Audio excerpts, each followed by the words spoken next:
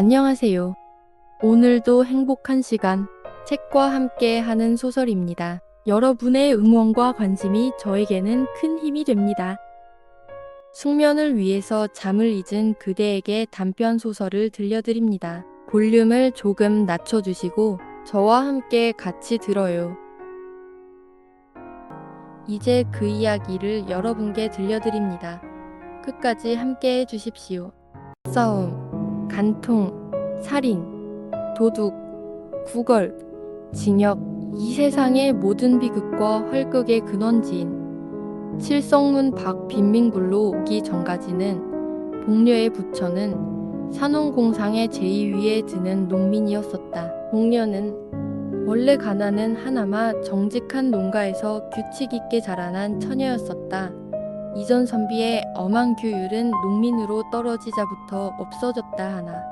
그러나 어딘지는 모르지만 딴 농민보다는 좀 똑똑하고 엄한 가율이 그의 집에 그냥 남아 있었다. 그 가운데서 자라난 복녀는 물론 다른 집 처녀들같이 여름에는 벌거벗고 개울에서 몇 감고 바짓바람으로 동네를 돌아다니는 것을 예사로 알기는 알았지만 그러나 그의 마음속에는 막연하나마 도덕이라는 것에 대한 접품을 가지고 있었다. 그는 15살 나는 해에 동네 호라비에게 80원에 팔려서 시집이라는 것을 갔다.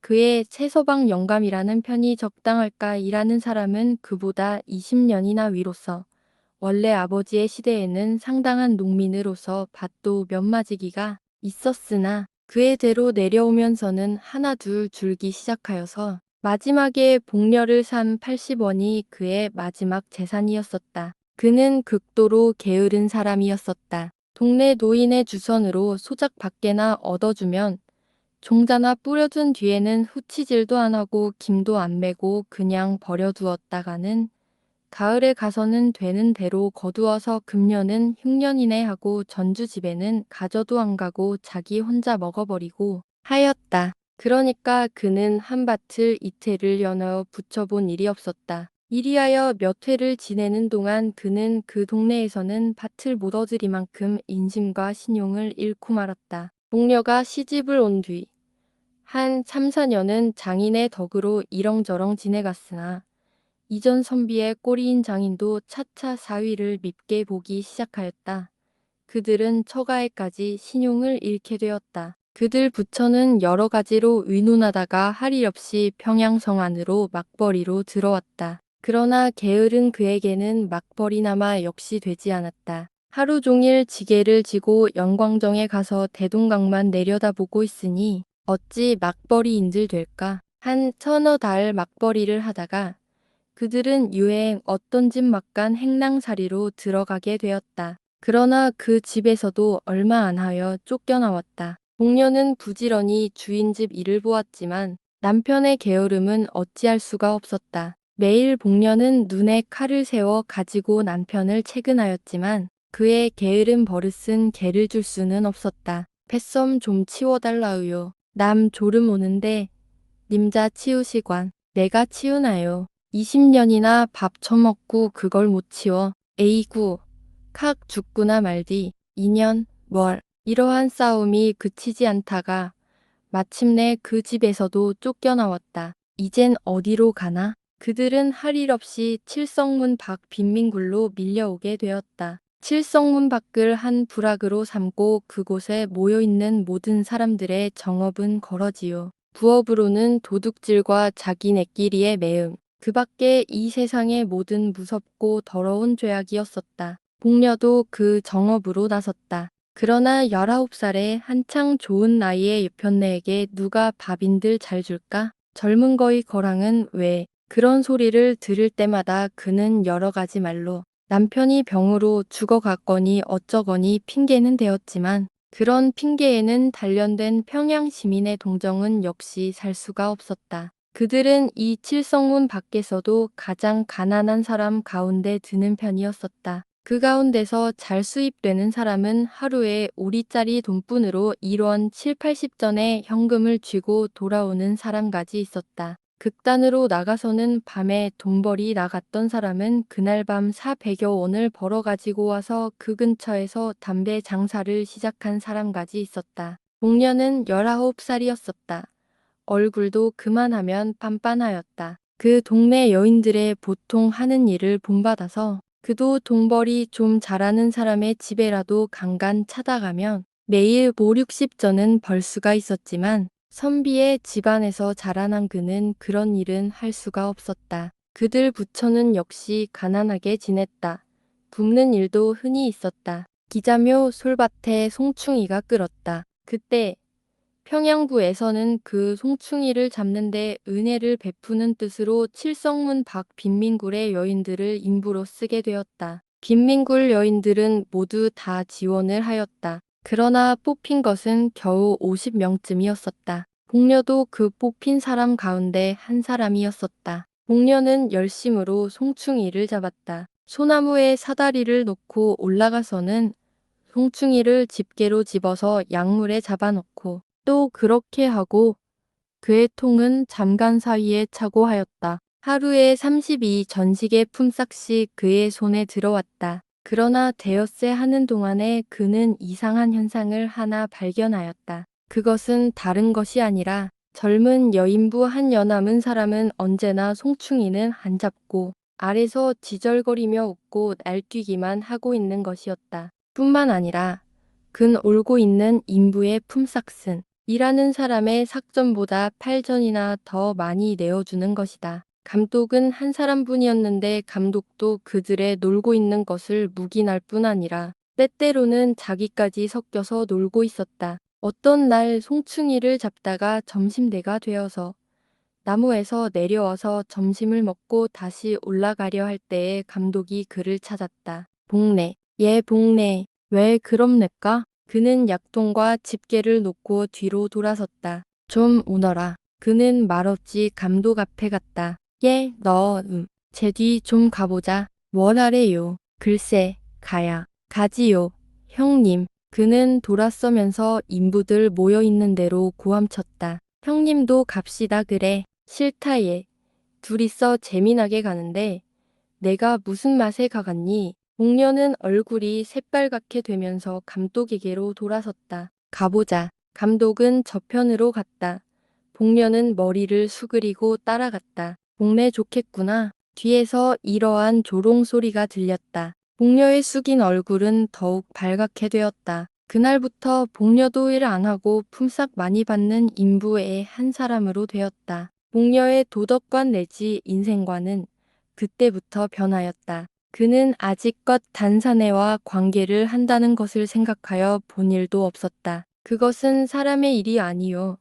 짐승의 하는 짓쯤으로만 알고 있었다. 혹은 그런 일을 하면 탁 죽어지는지도 모를 일로 알았다. 그러나 이런 이상한 일이 어디 다시 있을까? 사람인 자기도 그런 일을 한 것을 보면 그것은 결코 사람으로 못할 일이 아니었었다. 게다가 일 안 하고도 돈 더 받고 긴장된 육회가 있고 빌어먹는 것보다 점잖고 일본말로 하자면 삼박자 같은 좋은 일은 이것뿐이었었다. 이것이야말로 삶의 비결이 아닐까 뿐만 아니라 이 일이 있은 뒤부터 그는 처음으로 한계 사람이 된 것 같은 자신까지 얻었다. 그 뒤부터는 그의 얼굴에는 조금씩 분도 바르게 되었다. 1년이 지났다. 그의 처세의 비결은 더욱 더 순탄히 진척되었다. 그의 부처는 이제는 그리 궁하게 지내지는 않게 되었다. 그의 남편은 이것이 결국 좋은 일이라는 듯이 아랫목에 누워서 벌신벌신 웃고 있었다. 복녀의 얼굴은 더욱 이뻐졌다.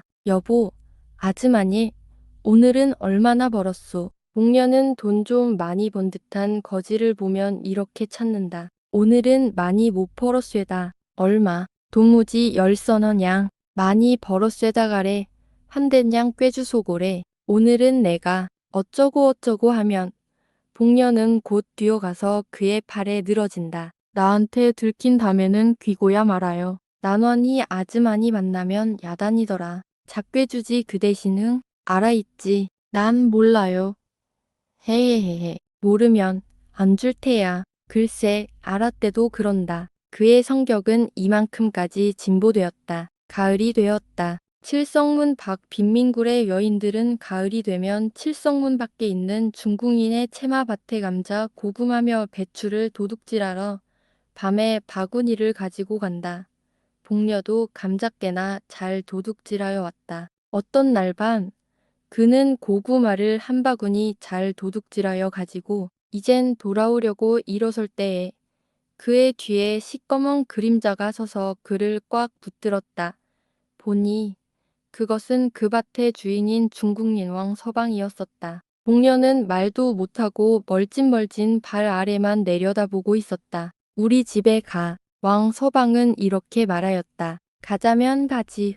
헌, 그것도 못 갈까? 복녀는 엉덩이를 한번 획 두른 뒤에 머리를 젖히고 바구니를 저으면서 왕 서방을 따라갔다. 1시간쯤 뒤에 그는 왕 서방의 집에서 나왔다. 그가 밭고랑에서 길로 들어서려 할 때에 문득 뒤에서 누가 그를 찾았다. 동네 아니야. 복녀는 획 돌아서 보았다. 거기는 자기 곁집 여편네가 바구니를 끼고 어두운 밭고랑을 더듬더듬 나오고 있었다. 형님이랬을까? 형님도 들어갔댔을까? 님자도 들어갔댔나? 형님은 위 집에, 나, 눅 서방네 집에, 님자는 난왕 서방네. 형님 얼마 받았소? 눅 서방네 그 각쟁인 배추새 패기. 난 3원 받았지. 복녀는 자랑스러운 듯이 대답하였다. 10분쯤 뒤에 그는 자기 남편과 그 앞에 돈 3원을 내어놓은 뒤에 아까 그 왕 서방의 이야기를 하면서 웃고 있었다.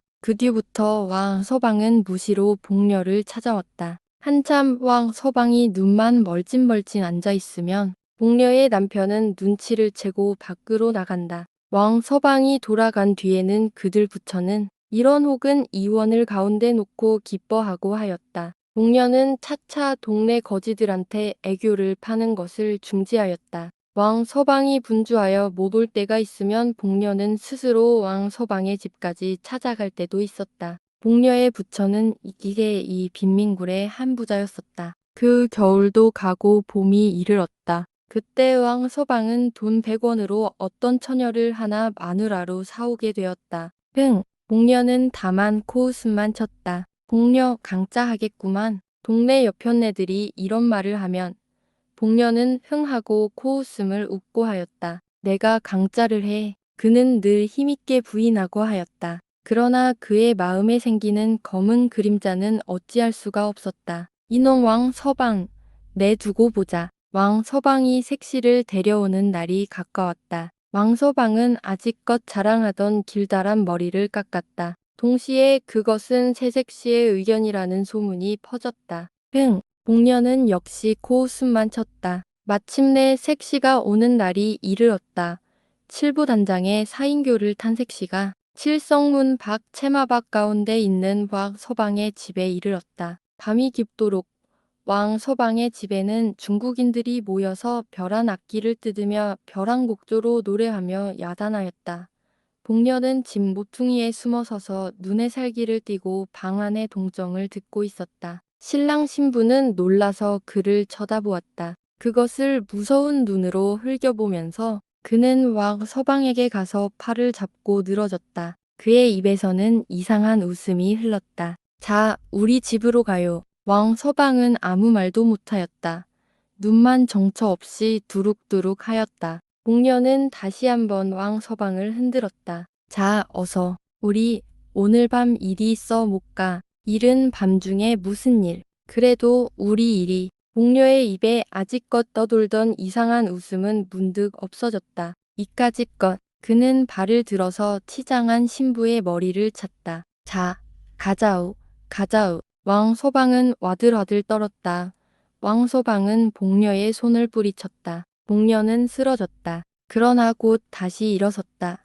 그가 다시 일어설 때는 그의 손에는 얼른 하는 낯이 한자로 들리어 있었다. 이 되놈, 죽여라. 이놈, 나 때렸지. 이놈아, 아이고 사람 죽이느나. 그는 목을 놓아 쳐 울면선 앗을 휘둘렀다. 칠성문 밖 외따른 밭 가운데 홀로 서 있는 황 서방의 집에서는 일장의 활극이 일어났다. 그러나 그 활극도 곧 잠잠하게 되었다. 복녀의 손에 들리어 있던 낫은 어느덧 왕서방의 손으로 넘어가고 복녀는 목으로 피를 쏟으면서 그 자리에 고꾸라져 있었다. 복녀의 송장은 사흘이 지나도록 무덤으로 못 갔다. 왕서방은 몇 번을 복녀의 남편을 찾아갔다. 복녀의 남편도 때때로 왕서방을 찾아갔다. 둘의 사이에는 무슨 교섭하는 일이 있었다.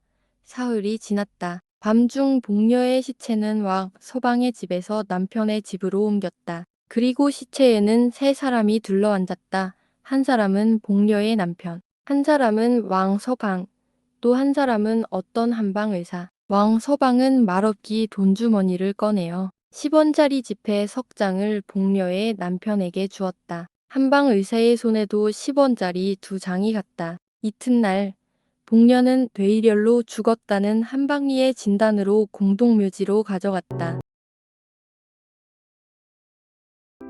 벅벅 핥히는 소리가 있다. 문득 보니 교실 문이 벙시타였고 개의 발이 방금 문을 핥히는 중이었다. 검은 털 속으로 뿌하게 나온 발톱이란 칼끝보다도 더 예리해 보인다. 이수근에 문이 열리고 귀가 덥수룩히 늘어진 검정개 한 마리가 덥신 들어온다. 구슬구슬한 털이랑 기름한 눈하고 뷰죽히 튀어나온 주둥이며 퉁퉁하고도 늘씬한 허리가 일견 유풍이 느름하였다. 학생들은 눈이 둥그레져 바라보고 그 중에는 웃는 이까지 있었다. 칠판에 썼던 글을 지우던 K 선생이 학생들의 웃음소리에 귀가 띄어 머리를 돌리니 검둥이가 꼬리를 치며 달려온다. 선뜻 반가운 맘이 드는 동시에 벼랑간 일어나는 분노는 자기로서도 억제할 수가 없었다. 책상 위에 있는 채찍을 들어 개의 머리를 힘껏 쳐버렸다. 개는 껑충 뛰어오르면서도 피하려 하지 않고 여전히 K 선생의 앞으로 달려든다. 설레설레 젖는 꼬리 끝에 잠깐 발린 흰털이란 밭꽃처럼 희다. 그러나 끝내 개는 컹컹 울면서 뛰어나갔다. 자, 그럼 내일 연습들 잘해 오시오. K 선생의 말소리는 약간 덜리는 것 같고 핏빛이 얼굴에 쫙 내돋는다. 눈 아래 포르스름한 근육이 발랑발랑 뛴다. 그 개가 교장 선생님네 개지. 아니다. 김 선생님네 개다. 교장 선생 댁에 있던데. 책보를 꾸리는 학생들은 이리 소근거린다. 귓결에 이 말을 들은 K 선생은 아차. 내가 또 감정적 행동을 했나 보구나 하니 어쩐지 자신은 그까지 소인이여 평생 요 모양으로 남의 눈에 거친 짓만 할 듯 싶어 슬픈 맘이 들었다. 하나 대인인들 부럽지 않다. 이러한 한 부르짖음이 가슴에 울컥 끼쳐진다. 학생들의 예를 받고 나오는 K 선생은 머리가 우쩍거리고 다리가 허청거려진다. 그럴 것이 이틀이나 오롯이 굶었기 때문이다. 새로 페인트 칠한 으리으리한 이 복도에 골이 메여서 학생들은 밀려나간다. 보안 먼지 속에 구두 냄새 같은 게 흐를 풍기고 엔트 신발 소리가 북을 울리듯 쿵쿵한다. 창밖에 단풍진 포플러 가지가 바람에 팽그르 돌고 먼 하늘이 갸웃이 들여다본다.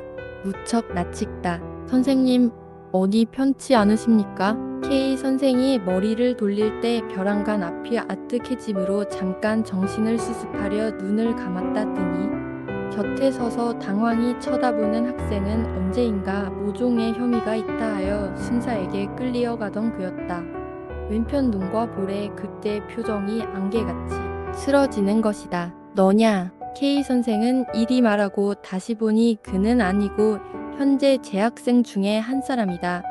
학생의 팔에 의지하여 사무실까지 오는 K 선생은 소리쳐 누구를 부르고 싶어진다. 마차 불러다오. K 선생은 정신이 번쩍 들어 학생에게 이리 부탁하고 사무실 문을 열었다.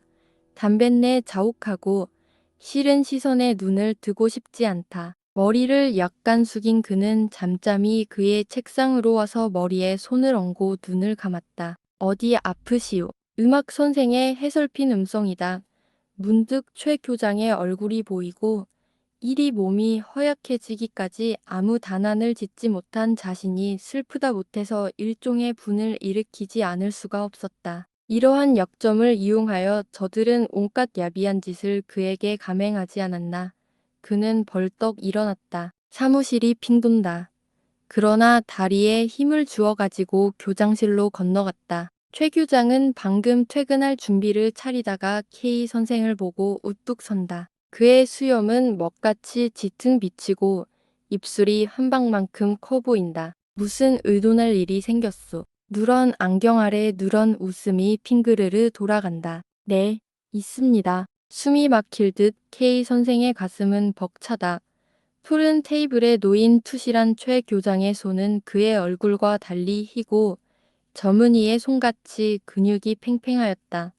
무슨 일이냐는 듯이 최 교장이 빤히 건너다본다. 안경 뒤에 번들거리는 눈은 몹시도 깊어 보인다. 어제도 댁에 갔는데 안 계셔서. 응, 그래, 무슨 일이오? 최 교장은 바쁜 듯이 묻는다. K 선생은 뒤는 가슴을 진정하며 숨을 가만히 들여쉬고 나서 저 강연은 못하겠습니다.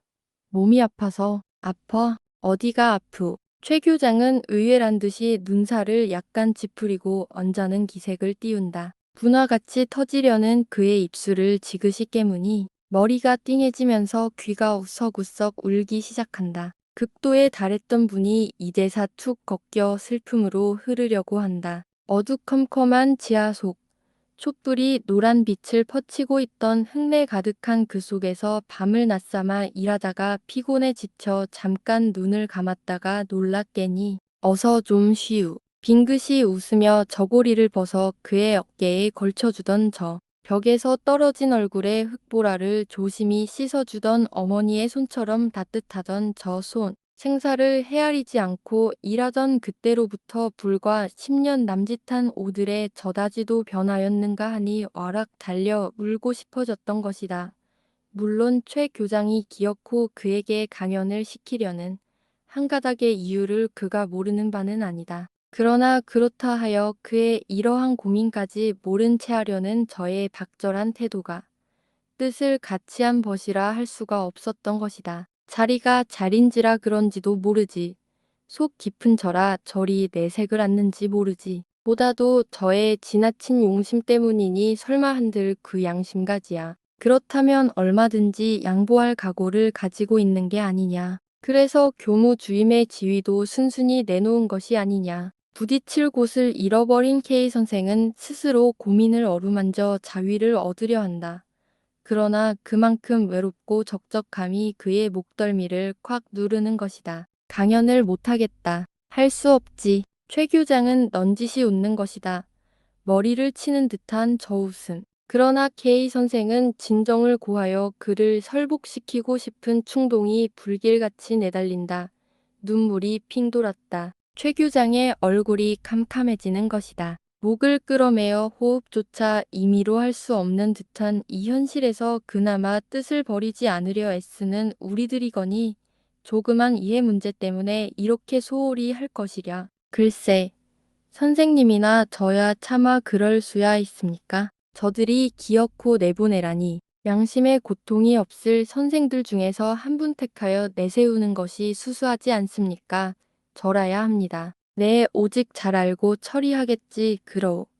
금 선생은 그 말로 실패니. 최 교장은 정색을 하면서 벌떡 일어난다. 선생님, K 선생은 최 교장을 붙잡을 듯이 일어나며 불렀다. 최 교장은 스틱을 집어들면서 그만해도 다 알았소.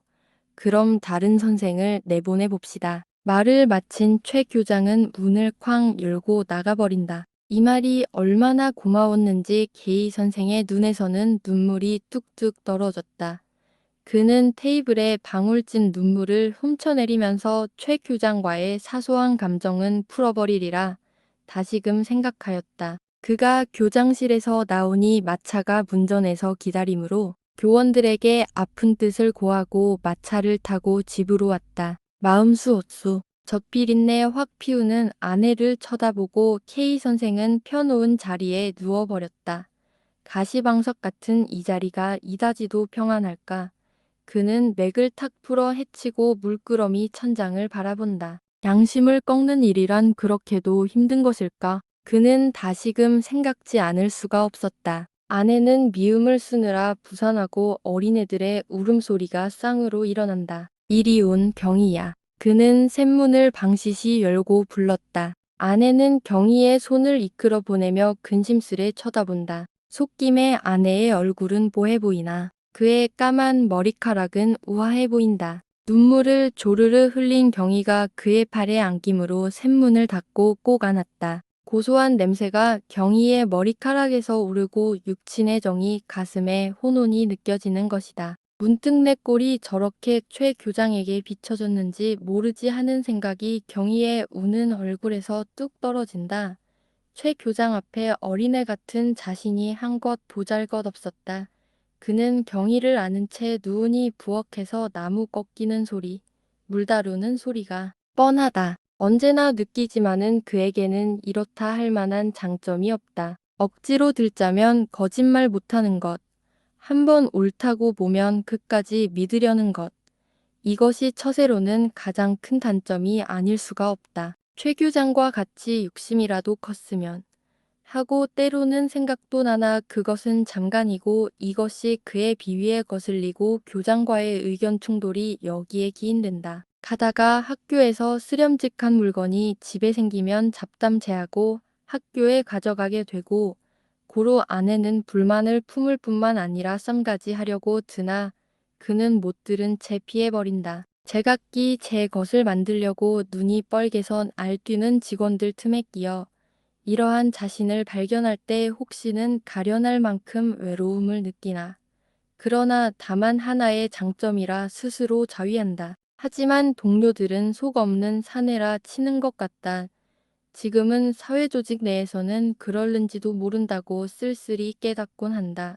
이래서 한 가지의 장점조차 뿌리 깊게 붙들지 못한 그였던 것이다. 문이 열리며 김이 뭉게뭉게 흐르는 미음 그릇을 든 아내가 올라온다. 이때 자는가 싶던 경희가 냉큼 일어나 아내에게 메어달린다. 그 반들반들한 눈이란 곧 자신의 눈을 닮았다고 본다. 아내의 낀 치맛자락에서 싫지 않은 음식 내음이 소르르 흘러내린다. 요새 그가 복가된 탓일까? 아내의 눈어리에 파란 힘줄이 드러났고 눈꺼풀이 푹 졌다. 그는 미음 그릇을 받으면서 조란 사내를 만나 아내가 가엾어 보였다. 까불지 말어. 아내는 경희의 손을 끌어안진 다음에 어서 좀 마셔요. 눈썹 끝에 걱정이 포르르 깃들이는 것이다. 아침 아내가 받들어 주던 미음 그릇을 탁 펴서 웬강 엎질러 놓던 것을 생각하며 K 선생은 미음을 쭉 마셨다. 한 그릇 더 줘. 그러고 저녁 먹겠으니 얼른 밥 짓소. 숙주나물 사온 것 있겠지. 그놈 묻히고 해서 지나치게 큰 듯한 아내의 눈에 맑은 바람결과 같은 웃음이 서늘히 일어난다. 아내는 미운 그릇을 받아들고 나간다. 버선코를 뚫고 나온 발가락이 무척 사랑스럽다. 경희도 쪼르르 미쳐나가면서 엄마 잘게 부른다. 여보, 검둥이 왔소. 아내의 말에 K 선생은 공중 일어나 자리를 밀어던지고 문을 탁 열어줬지니 싱하고 비린내가 푹 피우면서 검둥이가 달려들어온다. 초가을에 산뜻한 공기를 가오른 애같이 털끝에 피우면서 그 긴 주둥이를 내밀어 닥치는 대로 핥아 넘긴다. 아까 아팠니? 검둥아. K 선생은 검둥의 허리를 어우러져 안고 돌려다보았다. 사람 같으면 원망을 품고 발길하지 않으련만 이리 다정히 핥고 있다. 긴 눈썹과 수염 끝에서 번쩍번쩍 빛을 발하는 듯하고 무슨 사색에 잠긴 듯한 그 긴 눈이며 턱없이 나온 주둥이가 여간 그의 맘을 이끄는 것이 아니다. 얼굴 전체가 둥그러 드러난 특징이 없는 자신의 얼굴에 비하여 훨씬 비범하다고 본다. 믿는 고장의 정에 어려워 한번 승낙한 것이다. 이리 검둥이를 내어 놓았지만 아직도 아쉬운 맘에 가슴 한쪽이 이다지도 짤짤하다. 그럴 것이 강아지 적부터 재주를 배워주기에 온갖 힘이 다 들었고 그래서 지금엔 고기, 담배 사오고 편지 전하는 것 등은 엉뚱나게 하였던 것이다. 검둥이가 최 교장네 뜰에서 쇠줄에 매어 있을 적 어쩌다가 K 선생이 그 앞을 지나만 가도 검둥이는 펄펄 뛰고 사람같은 우상어이의 울어서 K 선생은 흉격이 막히어 갈 길을 잃고 우두커니 섰곤 했다. 그리고 그의 가벼운 언행에 모멸을 품겠으리 분하여지고 하였던 것이다. 하지만 구매도 달라고 한 최 교장을 어떻다고 해본 적이 없었다. 그만둬요. 그렇지 않아도 우리가 뭘 주어서 자꾸만 걔가 간다고 저번 교장 댁이 좋지 않은 기색을 하던데요. 아내는 키승키승 보채는 경선이를 덜쳐 업으면서 말하였다. 어깨 너머로 보이는 경선의 넓은 이마는 아내의 거울을 돕았다고 본다. 늘으니까 그럴는지도 모르지. 그러나 오늘만은 줘야겠어. 아까 이놈이 교실에 들어왔단 말이야. 그런 걸 막 때려줬지. 그의 말에 검둥이의 심장 뛰는 것이 후둑후둑 느껴진다. 고시래요? 저거 봐. 아내는 놀라 과자 봉지를 갖다가 입에 물려준다. 검둥이는 턱 누워서 과자를 우쩍우쩍 씹는다. 날카로운 이가 한 뼘이나 되어 보인다. 안 가겠다는 검두기를 데려보낸 뒤 K 선생은 잠든 경선이를 앞에 누이고 자리에 놓다. 호저무시 졸음이 오려고 한다. 직접 나가 싸우지 못한들 그 어찌 양심에 없는 일이야. 코가 맹맥히 막히는 듯해서 눈을 번쩍 떴다. 이마에 땀이 버쩍 내솟았다. 어제 그제 밤새워 고민하던 것이 아직도 머리에 꽉 빠려 일이 되풀이하게 된 것이다. 머리가 지끈지끈 쑤시고 입술이 촐촐 마른다. 그는 아내에게 냉수를 가져오라 하여 마신 뒤 멍하니 천정을 노려본다. 방 안은 연기 같은 어둠에 푹 잠기고 오직 앞문 위쪽이 성냥볕을 달처럼 띄우고 밝아스름할 뿐이다. 간혹 그릇 부시는 소리가 재그릇거리고 경선의 숨소리가 아늑히 흐른다. 교장이 그쯤 말했으니까 다른 일을 나가게 하겠지. 오 선생을 내보낼 텐가. 내일만 지나면 되겠지. 그러나 이번 우리의 행동에 대하여 그들은 좀 주목할는지 모르지. 내가 교장이 나가서야 만족해야 할 터인데 뭐 별일이야 있겠냐.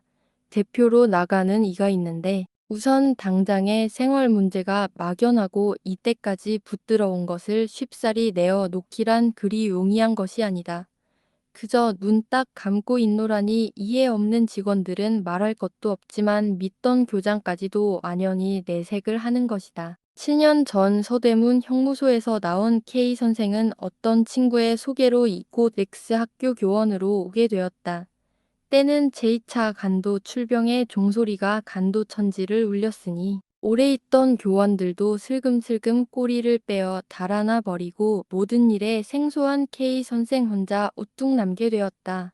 날마다 검거 사건이 일어나 학생들은 잡혀가고 혹은 무서워 도망가고 나중엔 10여 명 남짓하였다. 하루에 한 끼 먹기도 바쁜 수임을 가지고 K 선생은 완강히 버티어 3년을 훌쩍 지나버린 것이다.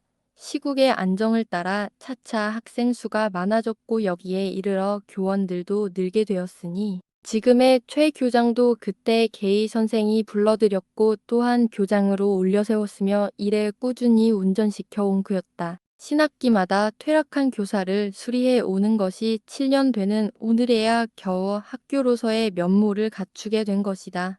별소를 짓고 회벽을 하고 페인트 칠을 하고 현관을 짓고 운동장을 넓히고 올해는 울타리에 정문까지 버젓이 세우게 된 것이다. K 선생도 올부터야 비로소 직가다비를 벗어 던지고 곧구라 양복을 집어 치운 것이다. 언제부터인가 싹터 오던 최 교장의 욕심은 시국을 타서 점점 드러나게 되었으니 금년부터는 버쩍 노골화하였고 여기에 따라 학생들도 두 패로 나뉜 것이다. K 선생은 하나둘 최 교장에게 양보하였다. 물론 그의 약한 성격상으로 오는 결론이겠지만은 보다도 이러한 시국에 앉아 기운을 뿌리째 잃고만 것이다. 저녁을 먹은 뒤 K 선생은 최 교장 댁으로 향하였다. 다시 한번 그의 눈치를 보고자 합니다. 아까 확답으로 겨우 안심은 했으나 그러나 분명히 그 속을 알지 못하여 한 번 더 타진해 보고자 함이라. 초가을의 맑은 공기간 앵수같이 산듯하나 뿌듯한 머릿속에까지 그 방향이 스며들지 못하고 피부에만 아라리 스칠 뿐이다. 바라보니 초승달이 무연한 벌판 위에서 혼자 갈 길을 잊은 듯 가도 오도 못하고 물듯한 표정이다. 밥 한 술 뜬 것이 목에 꼭 매달려 해랑강변에나 나가서 한참 돌아갈까 했으나 몸이 어슬하여 그냥 돌아섰다. 학교 앞을 지나다가 그도 모르는 새의 발길은 학교로 들어가 버린다. 학교 정문에 손을 대었다. 산듯한 감촉, 비린내 몰싹 비우는 페인트네. 대견한 마음에 슬슬 어루만졌다. 손에 열이 있다는 것을 느끼면서 우두커니 섰다. 7년을 내리 이 정문을 짓지 못해서 속이 썩을 대로 썩은 셈이다. 어디 가면 큰 문만 바라다 뵈고 우리 학교 정문은 이리이리 세워야겠다고 정신없이 계획하던 것이 두어 달 전에 바로 여기에 실현된 것이다. 안부를 대어 정문을 쌓을 때 K 선생은 시간마다 뛰어나와서 잔소리를 하고 지시함으로 중국인이 하도 귀찮아서 나 이런 일 못하겠어. 우리 사람이 일이 많이 했어도 처음 보는 사람이여. 하고 머리를 내흔들던 기억이 아직도 새롭다. 확실히 나는 남아의 기질이 적어. 물론 시국의 탓이지만 이러한 약점으로 인해 힘들여 만든 이 학교조차 빼앗기게 되는 게 싶어진 것이다. 밥 한 줄 너쩍 사귀지 못하고 깔닥깔닥하는 보잘것없는 자신을 지금 내려다본다. 그는 정문에 얼굴을 데려다가 교문 안으로 들어갔다. 숙직실에서 흘러나오는 불빛이 붉은 실타래같이 찢기어지고 휘영청 넓은 교정이 검푸른 파도같이 움실움실 흔들리는 것 같다. 어둠 속에 뚜렷이 솟아있는 저 2층 교사. 자신의 손대가 아니 묻은 곳이 그 어디랴. 5년 전 어느 봄날 구질구질이 비가 내린다. K 선생이 학교에 오니 교실이란 교실에는 비가 새어 지질했고 학생들은 복도 한 구석에 몰려서서 우울해 있다. K 선생은 한참 열변을 토하여 그 우울한 학생들의 기분을 일소시키고 마침 비가 뜸해진지라 지붕을 손질하기로 결정하였다. 그러니 학생들은 기운이 나서 발을 벗고 소매를 걷어붙인 다음에 분할하여 맡은 임무를 당하였다. 흙이 파지고 일변 개어지고 긴 사다리가 처마 끝에 놓이고 학생들이 열을 지어 올라서고 K 선생과 머리 큰 학생들은 까만 지붕에 올라섰고 어린 학생들은 매주 덩이 같은 흙덩이를 나르느라 뛰어가고 뛰어오고 K 선생은 기와 틈에 발을 붙이고 연달아 올라오는 흙덩이를 받아 기와 틈에 기우고 아래를 내려다보며 일을 시킨다. 잭이 흐르는 그 눈에 열이 호독호독 뛰고 평생 누울 줄 모르는 머리카락은 산산이 흩어졌고 잠시도 다칠 사이가 없이 입을 놀린다. 선생은 한 분이나 여러 분같이 생각되고 학생들의 일의 능률은 놀랄 만큼 진행되어 셋이나 남짓해서 질펀하게 기와를 다시 쌓고 비 속에서 교가를 부르며 운동장을 뛰던 그 시절. 지금은 양철 지붕에 달빛이 굴러 쇳소리 징징소리 날듯 웅장한 태도다. 그는 안심의 한숨을 푹 쉬었다. 남은 아무러 하더라도 그래도 저만큼 한 사업을 이루어 놨거니 하는 생각이 들었던 것이다. 무서운 세상이다. 목적과 겁과 의사와 사후가 이렇듯 어그러지는 지금 세상은 말세라는 간단한 설명으로 넘겨버리기에는 너무도 무서운 세상이다. 여는 살인을 하였다. 한 표랑객을 그대의 장래에는 암담히 놓여있을 뿐이외다. 삼이라 하는 것은 그대에게 있어서는 고라는 것과 조금도 다름이 없사외다. 낙, 희, 안, 그대는 그대의 장래에서 이런 것을 몽상이라도 할 수 있을까? 여는 단언하노니 그대의 장래에는 암과 고와 신이 있을 뿐이외다. 이 문간에서 저 문간으로 또 그 다음 문간으로 한 덩이의 밥을 구하기 위하여 혹은 한 푼의 동전을 얻기 위하여 그대의 그 해진신을 종신토록 끄는 것이 그대의 운명이겠사외다. 그리고 그것은 그대의 죽음조차 모욕하는 행동이외다. 여는 이러한 동정심으로 그 벼랑객을 죽였던가. 그대의 존재는 세상의 암종이외다. 그대가 위집 문간에 설 때에 그 집주부는 가계부에 일전 한 잎을 더 적어넣지 않을 수가 없사외다. 그대가 어느 집을 다녀간 뒤에 그 집에서는 그대가 먹은 그릇을 부시기 위하여 소독약에 얼마를 소비하지 않을 수 없사외다. 그대가 잠을 잔 근처에는 무수한 이가 배회합니다. 많은 며느리들은 그대를 위하여 두 벌설거지를 합니다. 그대의 곁은 사람들이 피하는지라 그대 한 사람의 존재는 가뜩이나 좁은 이 지구를 더욱 좁게 합니다. 존재하여서 세상에 아무 이익도 주지 못하는 그대는 존재하기 때문에 세상에 많은 불편을 줍니다. 따라서 그대의 존재는 소멸망같지 못하외다. 여는 이러한 활세적 의미로 그 표랑객을 죽였던가. 집안은 통 비었다. 행당아범은 벌이를 나갔다. 어멈은 주부 여의 아내와 함께 예배당에 갔다. 아이들은 놀러 나갔다. 집안에는 여 혼자밖에는 아무도 없었다. 본시 아내는 여와 동반을 하여 이 일요일을 이용하여 산보를 갈 예산이었지만 여의 감기 기미로 중지된 것이었다. 집을 혼자서 지키기는 무시무시하였다. 더구나 이것을 처음 겪어보는 여는 극도로 신경이 날카로워졌다. 문간에서 조그마한 소리가 나도 귀가 바싹하였다. 들을 고양이가 달아나도 여는 문을 열고 내다보았다. 아무 소리도 없었지만 무슨 소리가 난 듯하연 아가서 구석구석을 검문해본 일까지 있었다. 이런 가운데서 여는 여의 아내의 장부적 일면을 발견하고 스스로 고소하기를 마지 않았다. 그리고 얼른 예배가 끝나고 그가 돌아오기를 기다리고 있었다. 삐꺼 문득 대문 소리가 조금 났다. 누워있던 여는 반사적으로 머리를 베개에서 들었다. 그리고 온신경을 귀로 모았다. 또 삐꺼 대문은 조금 또 열렸다. 여는 그것이 아내의 돌아옴이 아님을 알았다. 활발한 발걸음에 주인인 아내는 이렇듯 기운 없이 대문을 열지 않을 것이므로 그 뒤에는 대문간으로 들어서는 발소리도 작은아마 들을 수가 있었다. 그 다음에는 무슨 흥얼흥얼하는 사람의 소리가 대문 안에서 났다. 여는 벌컥 일어나서 나가보았다. 그리고 대문 안에서 한 사람, 표량객이 서 있는 것을 보았다. 아니, 적절히 말하자면 사람의 모양을 한 어떤 물건이 벽에 기대어 서 있는 것을 발견하였다. 이 기이한 동물에 대하여 여가 경이와 불안에 눈을 던질 때에 그의 입에서는 또 무슨 알아듣기 힘든 흥얼거리는 소리가 들렸다. 여는 다시 방 안으로 들어와서 지갑에서 일전 한 잎을 꺼내 가지고 나왔다. 그리고 그의 앞으로 그 선물을 던지려다가 극도로 쇠약하여 몸의 동작조차 마음대로 못하는 듯한 그의 모양을 보고 좀 그에게 가까이 가서 팔을 길게 해가지고 그의 앞으로 적선품을 내밀었다. 그는 그 돈을 힐끗 모았다. 그러나 받으려도 아니하였다. 또 무엇이라 흥얼흥얼하였다. 무얼. 여는 반문하였다. 그는 또 무엇이라 흥얼거렸다. 무얼. 여는 재차 반문하였다. 그리고 귀를 기울여서 겨우 알아들은 반은 돈보다도 한 덩이의 찬밥을 달라는 것이었다. 여는 그를 다시 보았다.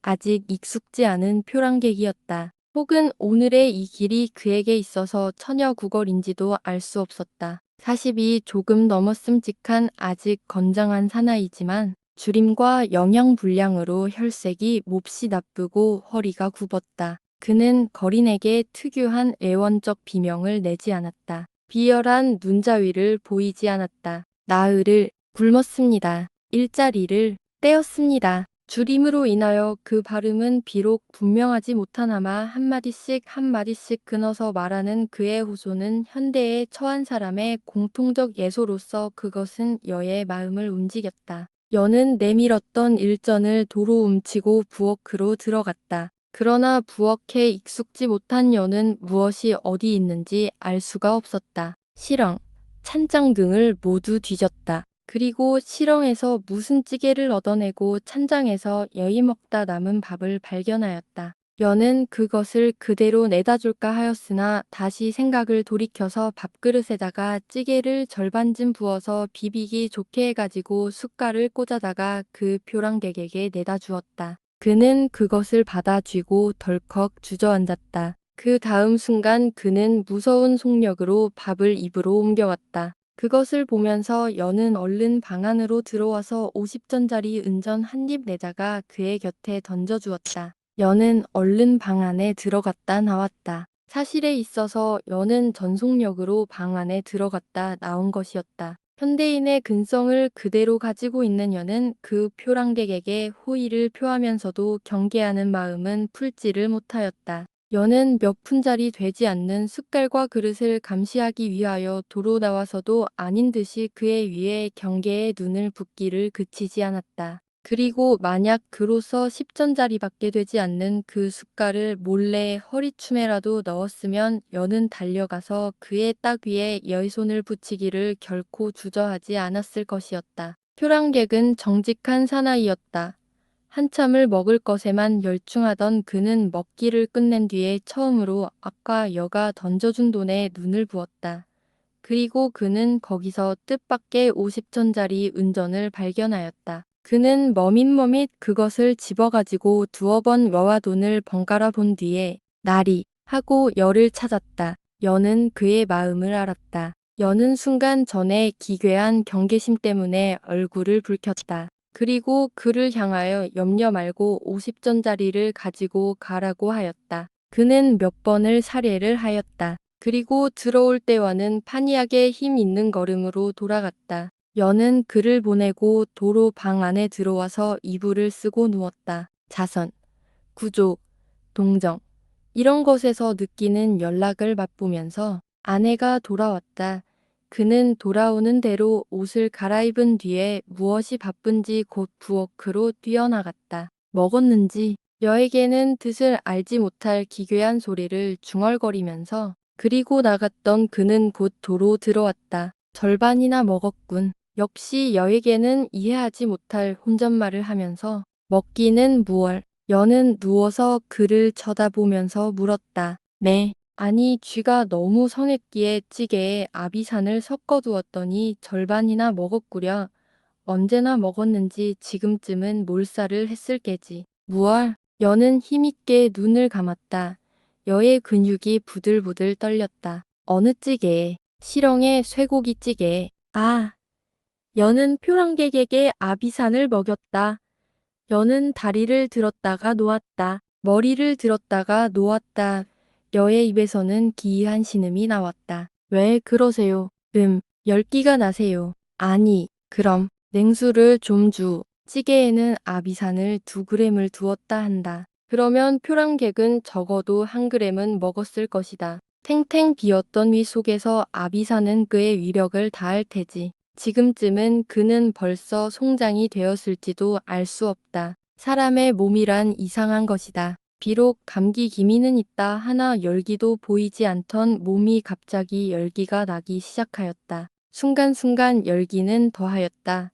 조금 뒤에 여는 중병 환자가 되어버렸다. 그런 가운데서 여는 끊임없이 아까의 그 표랑객이 여위고 혈색이 나쁘던 그림자를 보았다. 그리고 죽으려면 여의 모르는 곳에 가서 여의 모르는 동안에 죽어 다오. 죽은 뒤에도 그 소문이 여의 귀에 오지 않게 해 다오. 연하여 이런 생각을 하고 있었다. 문득 여는 무엇이 제재하니 짓거리는 소리를 들었다. 열기에 들뜬 여는 어느덧 잠이 들었던 모양이었다. 펄떡 정신이 들면서 들으니 그것은 놀러 나갔던 아이들이 온 모양이었다. 어머니, 어머니, 13살 난 큰아이가 짓거리며 들어왔다. 쉬, 조용해라. 아버님께서 몸이 고달파하신다. 아내는 짓거리는 아이를 막았다. 그러나 아이들은 자기네가 가지고 온 진귀한 보고를 그냥 둘 수가 없는 모양이었다. 이번은 7살 난 계집아이가 속살거림이라 하나 숨찬 그들의 목소리는 속살거림이 아니었다로 또 찾았다. 어머니, 어머니, 왜 그래? 저기서 사람이 죽었어. 어떤 사람이? 거지가. 무얼? 여는 벌떡 일어났다. 어디? 어디? 아버지, 사람이, 거지가. 어디야 어디? 저기, 여 앞에. 여는 일어서면서 문을 박차고 뛰어나갔다. 놀라서 어디를 가느냐고 따라오는 아내를 돌아보지도 않고 여는 발견하였다. 한 무리의 사람의 떼가 멀리 둘러선 것을. 그리고 그 가운데에는 순사의 모자가 걸핏걸핏 보이는 것을. 몇 사람의 위생부가 소독약을 펌프로 뿌리며 돌아가는 것을. 달려가서 보니 사람의 담장의 복판 가운데에는 아까의 표랑객이 거적 아래 고요히 누워 있었다. 그의 주위에 는 소독약에 젖은 구토물이 널려 있었다. 주소 성명 미상. 소지품은 50전 은화 한 입, 1전 동환 4입, 의사 호열자, 추정 연령 42세. 여의 귀에는 단편적으로 이런 소리가 들렸다. 좀 뒤에 시체는 가매장에 붙이러 가져갔다. 그 뒤에는 구경꾼들도 헤어졌다. 그러나 여는 그냥 멍멍이 그 자리에 서 있었다. 누가 여의 어깨를 툭 쳤다. 돌아다보니 순사였다. 왜 이렇게 서 계시오? 아니, 너무도 참담한 운명이기에 당신은 그 사람을 아시오? 네, 누구요? 어디 사는 사람이요? 그건 모릅니다. 아까 우리 집에 동량을 왔기에 50전짜리 은전을 한 입 줘 보냈소. 소지품 가운데 50전 은전이 그것이오. 여는 이 자리에서도 그에게 밥을 주었다는 말을 못하였다. 순사는 여를 쳐다보았다.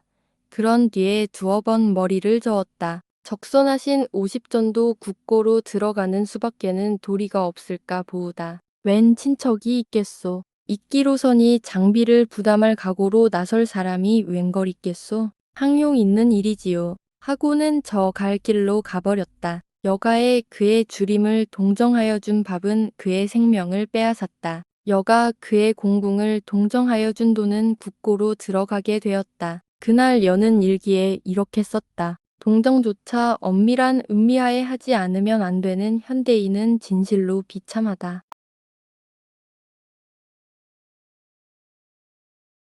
어떤 날 어떤 좌석에서 몇 사람이 모여서 잡담들을 하던 끝에 K라는 친구가 내게 이런 말을 물었다. 자네, 김철수라는 사람 아나? 몰라.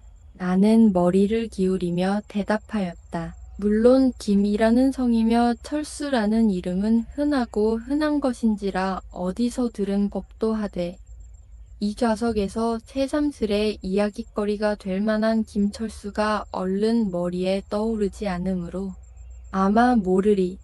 지금도 조도전 대학 재학생이니까 모르겠네. 송선비라는 여자는 아나? 몰라.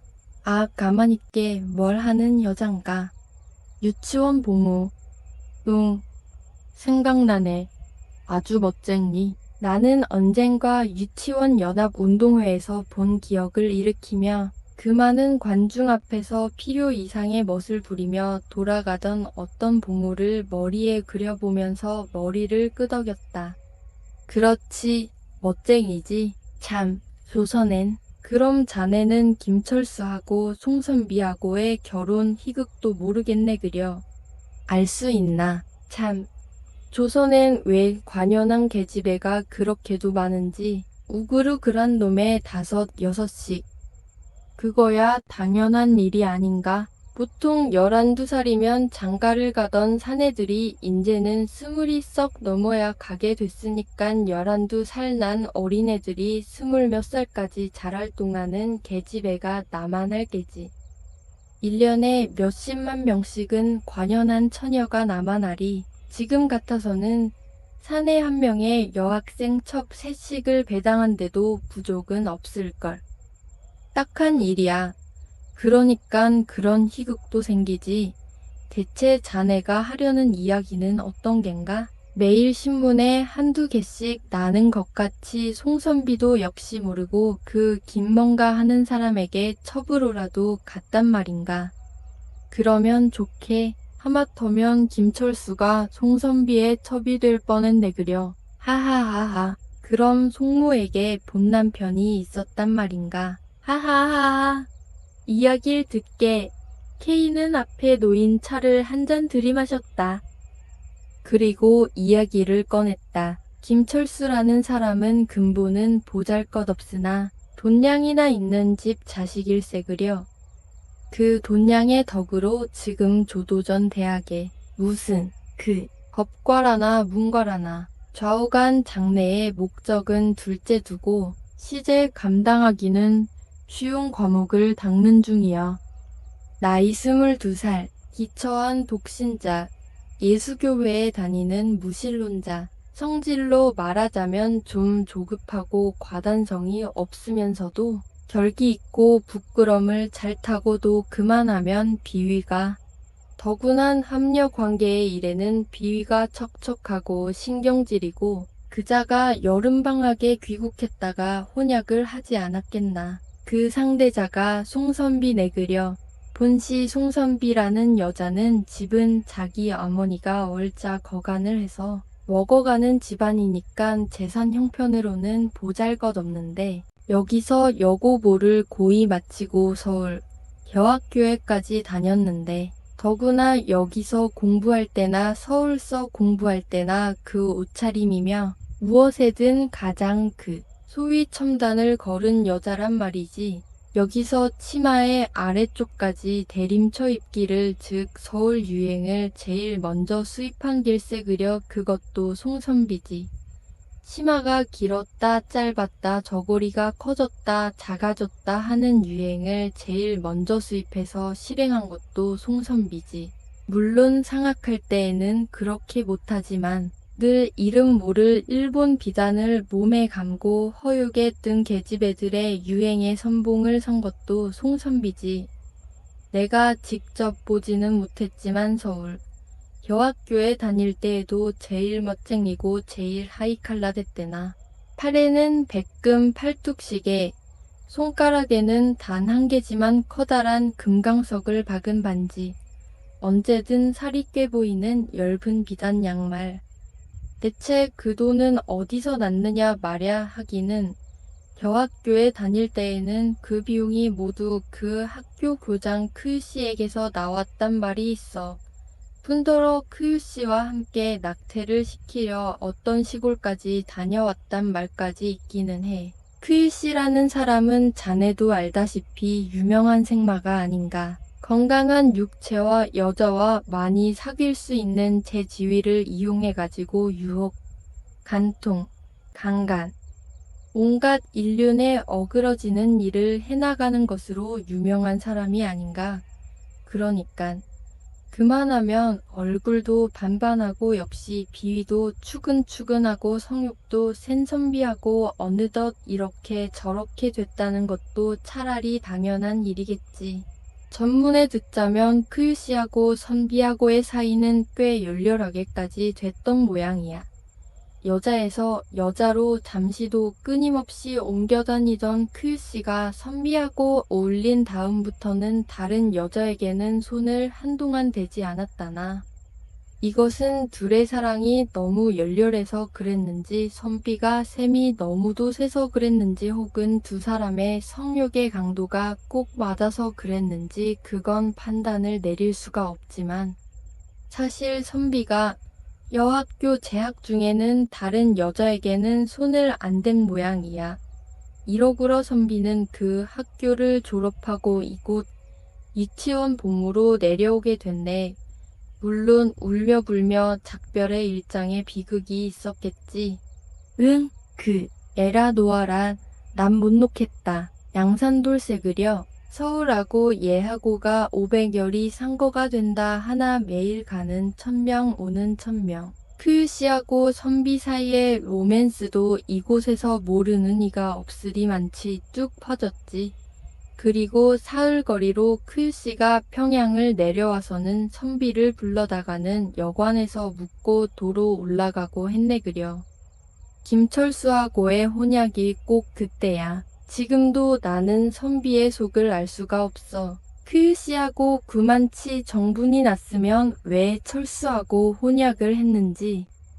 물론 크유씨에게야 아내가 있기야 하지. 하지만 소위 연애에는 국경도 없고 계급도 없고 연애는 온갖 것을 초월한다는 모던 걸 송선비 양에게야 크유씨에게 아내가 있고 없는 게야 문제가 안 될 게 아닌가. 죽자사자판의 본처가 다 뭐야.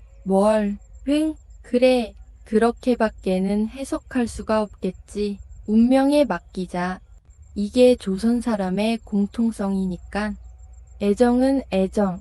운명은 운명. 이렇게 두 군데로 갈라붙이고 논팡리한테로 시집을 가기로 결심을 한 거겠지. 한데 그 혼약을 하던 이야기도 장관이야. 수제 김철수 군이 매파와 함께 선을 보러 색시집을 가지를 않았겠나. 가니깐 좌정을 한 뒤에 이러구저러고 색시의 어머니가 두어 마디 말을 물어보더니 신식은 단둘이서 이야기를 해야지 하더니 매파에게 눈시를 해서 함께 밖으로 나가더라나. 그런 뒤에 좀 있다가 참외를 깎아서 한 대접 들여 보내더라나. 그러니깐 공준 앙당한 음성으로 말씀하시기를 좀 가까이 와서 잡수세요. 논팡이 정신이 절반이나 나갔지. 카페에 웨이트리스나 기생이나 데리고 놀아본 녀석이 신식 하이칼라 섹시한테 이런 말을 듣고 보니깐 어리둥절했단 말이지. 천만에 밑구멍으로 담만 뚫래. 머리를 푹 수그리고 그런 뒤에는 한참 무건극이 연속됐네. 신랑 강간 용안을 굴려서 신부를 보면 신부는 입에 미소를 띠고 뚫어지게 신랑만 바라보겠지. 그 눈을 만나면 신랑은 또 한 번 밑구멍으로 담을 뚫고 이러다가 갑자기 버석하는 소리가 들려서 보니깐 신부가 신랑에 가까이 왔더라나. 좀 내려가세요 하면서 손까지 덥석 잡으면서 논팡리 혼비백산에서 네 하면서 몸을 조금 움직이려니깐 신부는 잡았던 손을 털썩 놓고 와락하니 신랑에게 달려들더니 키스를 퍼붓기 시작했다. 어냐 소리를 연방내면서 뺨, 코, 입 할 것 없이 키스에 소낙비를 내리붓는다. 그리고 한참 매달려 그러다가 슬며시 손을 신랑의 허리춤으로 넣어서 쓸어보더라나. 이렇게 혼약이 성립됐네 그려. 놈의 눈에는 영과 같은 색시는 이 세상에 다시 없게 비쳤지. 우리 같아서는 그런 천박한 계집애는 다시 상종하기도 싫겠지만 우리보다는 한층 개화한 논팡리의 눈에는 그게 모두 천진스럽고 활발하게만 뵐 뿐더러 초면에 이만치 구는 것을 보니깐 벌써 자기한테 잔뜩 반했느니라 이렇게까지 생각됐단 말이야. 그 뒤에는 놈 맨날 년에 집에 묻혀있네. 놈은 아직 부끄럼을 타는 놈이라 색신의 집에서 밤잠까지 자겠다고 졸라보지는 못했지만 낮에라도 부모는 피해주고 단둘이 있으니깐 그 재미가 괜찮았던 모양이야. 눈만 뜨면 처가에 갔다가 밤이 들어야 할 일 없이 어슬렁 제 집으로 돌아오네 그려. 그동안에도 물론 크유씨야 몇 번을 연을 만나러 내려왔지. 그러면 연은 약수에 감내, 냉천에 감내하고 약혼자를 속이고 하루 이틀씩 나가자고 들어오고 그러나 색시한테 잔뜩 반한 놈은 그저 어짝 색시를 신용만 하고 있었지. 그러는 동안에 언젠가 색시는 자기와 크유씨의 관계를 세서방에게 다 이야기했다나. 이만하면 인젠 내 이전의 비밀을 이야기해도 괜찮으리라. 이만큼 생각이 들어갔기에 이야기했겠지. 그리고 결론으로는 나는 당신 때문에 크유씨를 버렸으며 인제부터는 당신 하나만 사랑하고 귀히 여기겠노라고 하면서 얘에 의지하여 키스의 벼락을 내렸다. 철수는 응 할 뿐 아무 말도 못했지. 뭐라겠나. 더구나 인젠 잔뜩 선비한테 반한 놈이 몽치로 쫓아도 따라올 판인데 당신 때문에 그 사람을 버렸노라는데 뭐라고 할 말이 있나. 오히려 크유씨와 같이 이름난 명사를 자기 때문에 버렸다는 게 고마우면 고마웠지 나무랄 데야 어디 있겠나. 자기도 총각이 못 되는 이상 선비에게서 처녀성을 요구하기도 어떻고.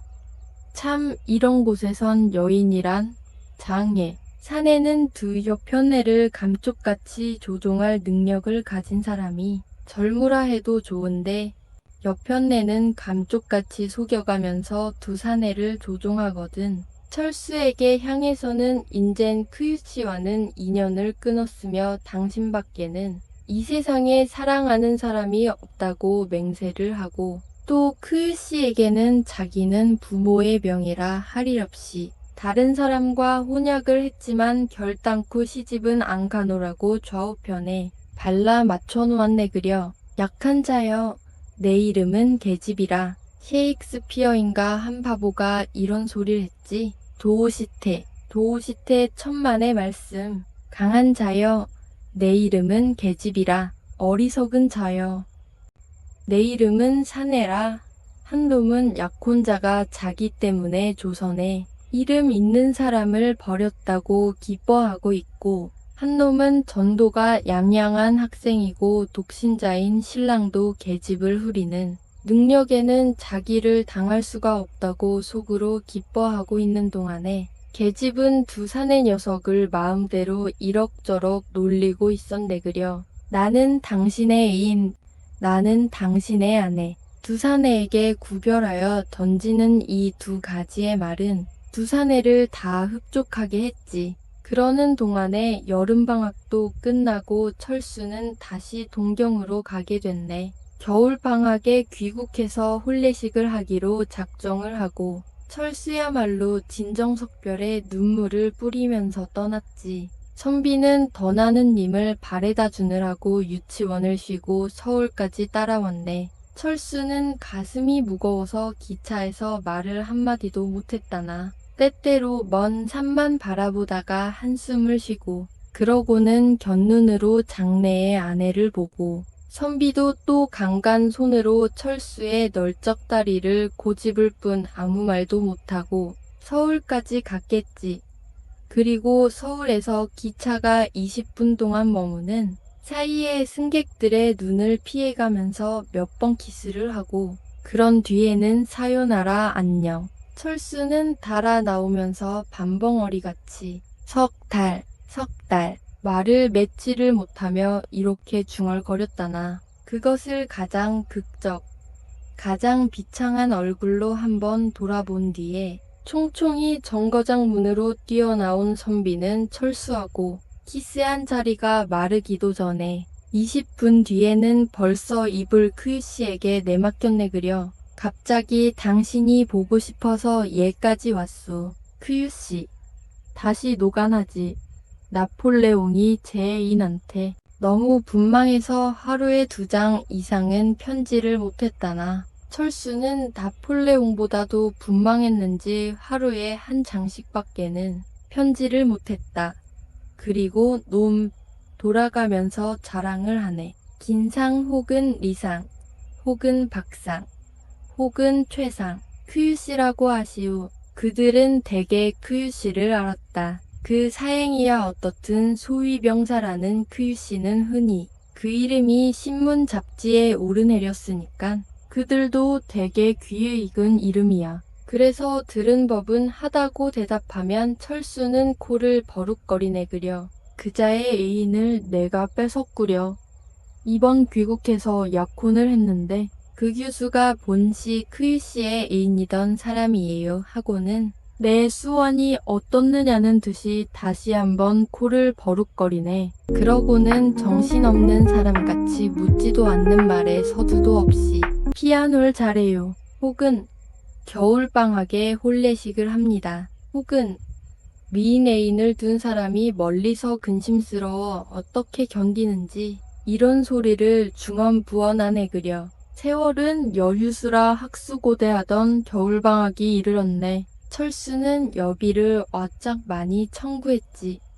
그리고 미스코시 3월 마스자카 송파를 돌아다니면서 신부에게 모넬장을 잔뜩 보아가지고 결혼식을 하려고 귀국의 길을 떠났다.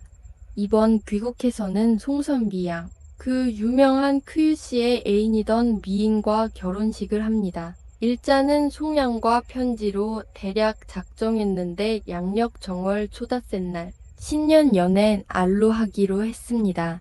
긴상 혹은 리상 혹은 박상 혹은 최상 겨울방학에 귀국안 하시오. 갑시다 그려. 가는 결에 평양까지 가서 내 결혼식에 참례해주구려. 세매태 하다못해 축전이라도 안 해주면 원망하겠소. 불어 하루의 틈을 내어가지고 친구들을 찾아다니며 이런 인사로서 자기의 결혼을 잔뜩 선전을 해놓은 뒤에 몇몇 친구의 축하 만세 소리를 뒤로 남기고 용감스럽게 동경을 떠났겠지. 한데 작자 귀국할 때 별별 지혜를 다 짜내가지고 신부한테는 불어 귀국 일자를 통지하지 않았네그려. 혹은 결혼식 2-3일 전에나 귀국하게 될는지 이만치 알려두었네그려.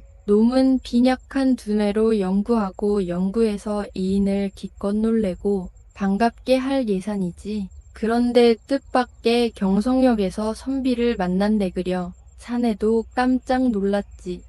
계집도 깜짝 놀랐다. 에그머니, 계집은 그런 비명을 내고 눈이 멀찐멀찐 서 있었지만 그런데 당하면 역시 계집이 나아 쥐어 생긋 웃으면서 글쎄 오늘쯤은 오실 것 같아서 얘까지 마중 왔어요 하면서 철수의 곁에 빈자리에 털썩 걸터 앉았다.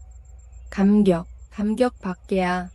철수에게 무슨 다른 느낌이 있겠나. 철수는 감격에 넘치는 눈으로 정신없이 이 여신을 우러러보고 있었네 그려. 난 바보지.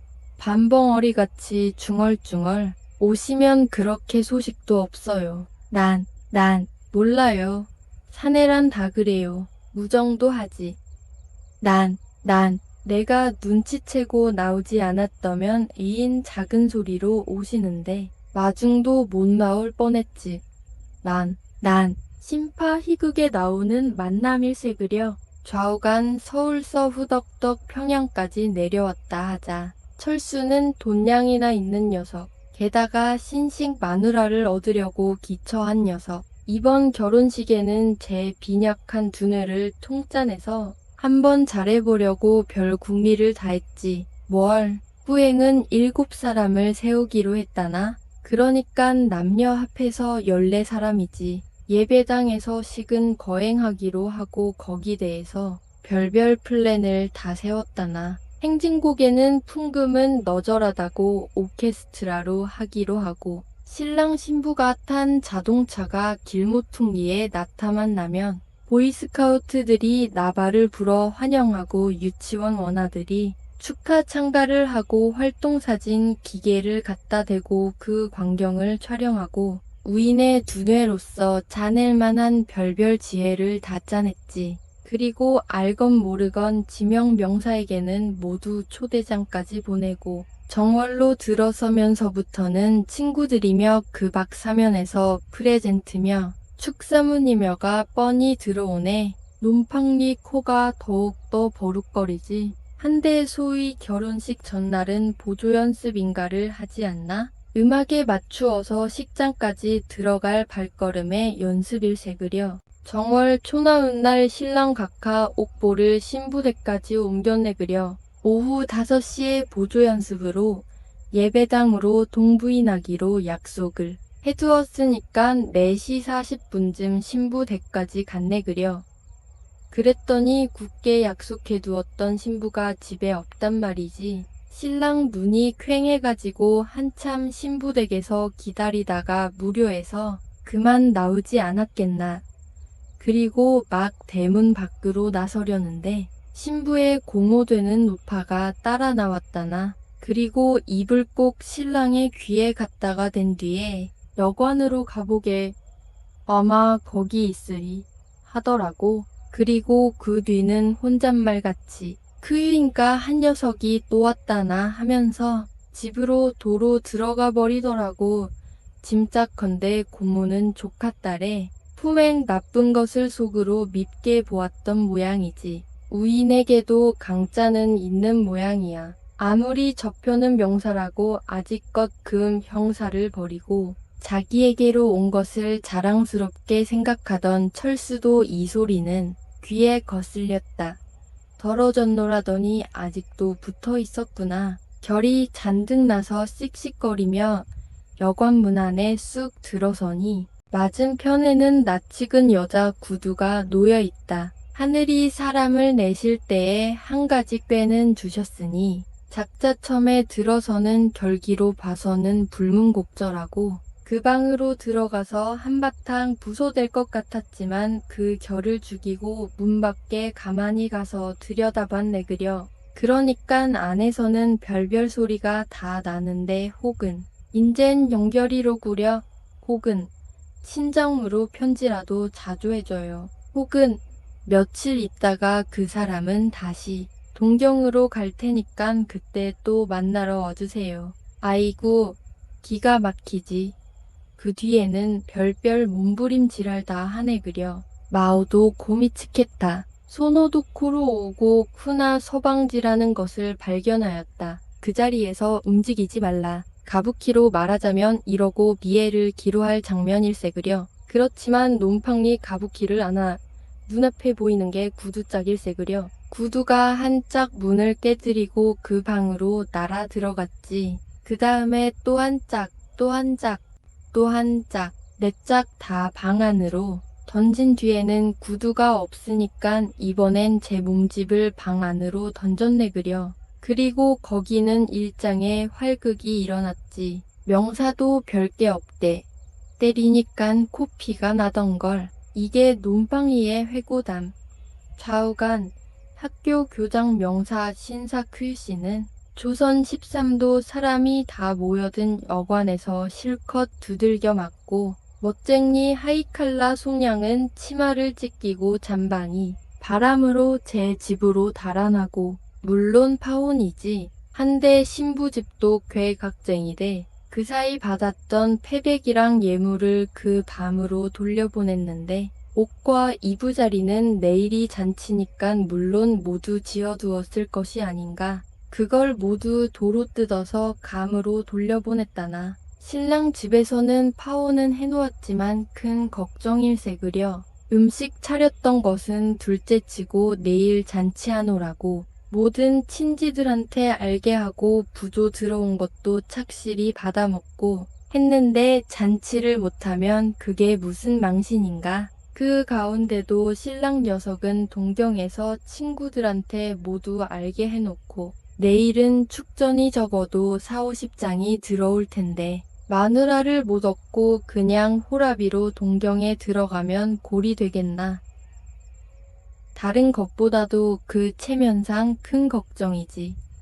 자, 이 일을 어쩌나. 그런데 버리는 신이 있으면 구해주는 신이 있다고. 한창 그날 밤 야단이라고 웁적들 하는 판에 신랑의 아버지의 친구 되는 사람이 놀러 왔다가 그 걱정을 듣고 한 가지의 묘안을 꾸며내는데 내게 딸이 하나 군 보통학교에 훈도로 가 있는데 인물도 그만하면 얌전하고 학교 선생님이니깐 지식도 상당해. 어떤가 하는 갤세 그려. 궁즉통야라. 이런 복이 하늘에서 떨어질 줄이야 어떻게 알았겠나. 큰 망신을 할 판에 누구든 와주기만 하겠다면 해주겠는데 게다가 인물은 얌전하다 학식도 있다 뭘 나무라겠나. 타협은 성립되고 그 밤으로 섹시 아버지는 달에게 전보를 쳤겄다. 무슨 영문인지를 모르고 이튿날 딸이 올 게 아닌가. 새벽에 온 딸을 아버지는 일장 훈화를 한 뒤에 다짜고짜로 오늘로 예식을 들란다. 신랑은 재산도 있다. 조도전 대학 재학생이다. 인물도 잘났다. 이런 조건을 들어가지고 아버지는 달에게 권고를 하네. 딸은 우두커니 앉아있더니 마지막에 하는 말이 다른 데에는 부족한 데가 없습니다. 그러나 일자가 너무 급박하니 체면상 오늘 말을 내어가지고 오늘이야 어떻게 예를 이루겠습니까 하니깐 한 주일만 말하자면 예식일을 한 주일만 연기하면 다른 의의는 없단 말일세 그려. 그렇지만 신랑 집사정을 아는 아버지는 오늘 당장으로 시집을 가라네. 오늘 가라.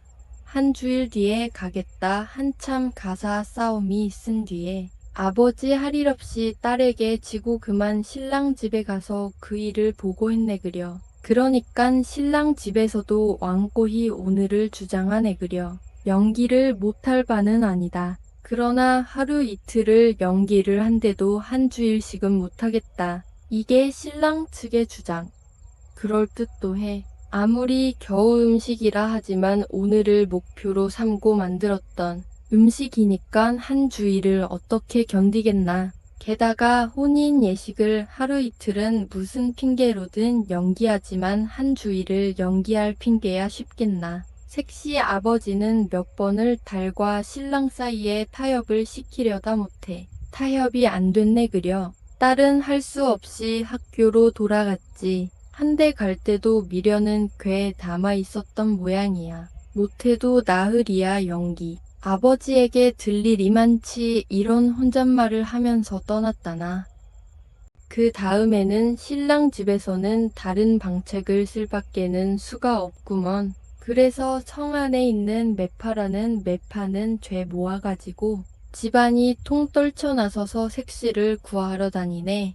한데 웬 처녀가 그리도 많아. 1945명이 죄 나서서 시집갈 학생이라는 학생은 죄다 보았는데 역시 일자가 문제라. 색시와 일자 관계를 숫자로 나타내자면 석 달 이상 기한, 8명 한 달 내외 기한, 31명 보름 내외 기한, 36명 한 주일 기한, 16명 닷새 기한, 16명 합백, 107명 이렇네 그려. 이틀 안으로 오겠다는 사람은 하나도 없다. 그중 기한이 짧은 한 주일과 닷새에 32명에게 몇 번 매파를 다시 보내서 오늘 밤이나 내일로 하도록 하자 해도 그것만은 차마 듣지를 못하겠는지 시원한 회답이 없어. 그것도 그럴 게야.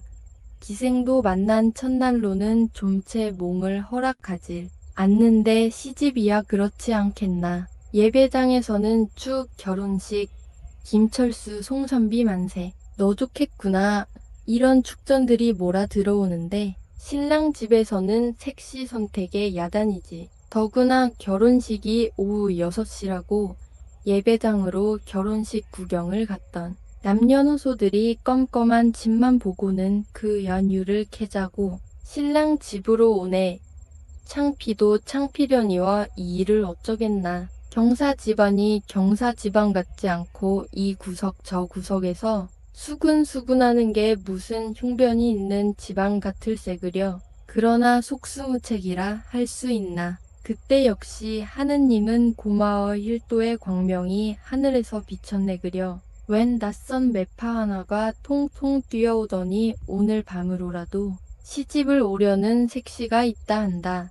이게 웬 덕이냐. 이렇다 저렇다 잔말을 할 처지가 못 되지. 그래서 그게 정말이냐고 물으니깐 매파도 맹세하면서 인제라도 곧 데려올 수가 있다네. 푸, 그 뒤에야 무슨 다른 여부가 있겠나. 청혼, 허혼, 벼락같이 끝나고 부랴부랴 예배당에 꽃을 장식한다, 광목을 편다, 보이스카우트를 부른다. 후행들을 도로청에서 예복을 입힌다, 목사를 부탁한다, 야단이지. 갑자기 하는 일이라 여자 후행을 구하기가 힘드닌 애병만 신랑 댁에서 구해주시오. 구할 수 없으면 있는 대로 합시다. 우리도 밤중에 갑자기 구할 수 없소. 이렇게 7명을 세우려던 후에는 3명이 되고 다른 것도 모두 예산대로 되지 않고 예배당에는 아직 전등을 안 달았는데 본시 계획으로는 이날만은 임시 가설을 하려던 것인데 그것조차 그만두고 어두컴컴한 석유등 아래서 대스피드의 화촉의 전이 거행되게 됐네 그려. 스피드 한 달 사 이런 스피드도 쉽잖을걸. 남편은 아내를 버리지 말고 네 아내는 남편을 버리지 말고 네 쌈도 말고 네 때리지도 말고 네 하하하하. 논팡리 신부의 얼굴도 아직 보지를 못했는데 소위 예물 교환이라나 있지 않나. 결혼 반지 교환. 그때 손에 반지를 끼워주면서 힐끗 보니깐 머리를 푹 숙이고 있으니깐 면사포 틈으로 다 보이지는 않지만 하얀 이마와 하얀 콧등이 꽤 이뻐 보이더라나. 자식 코가 더 버룩거리지. 좌우간 이렇게 결혼식도 무사히 아니 외려 성대히 끝났는데 그러니까 논팡리는 환희의 절정에 올라가 있지 않겠나.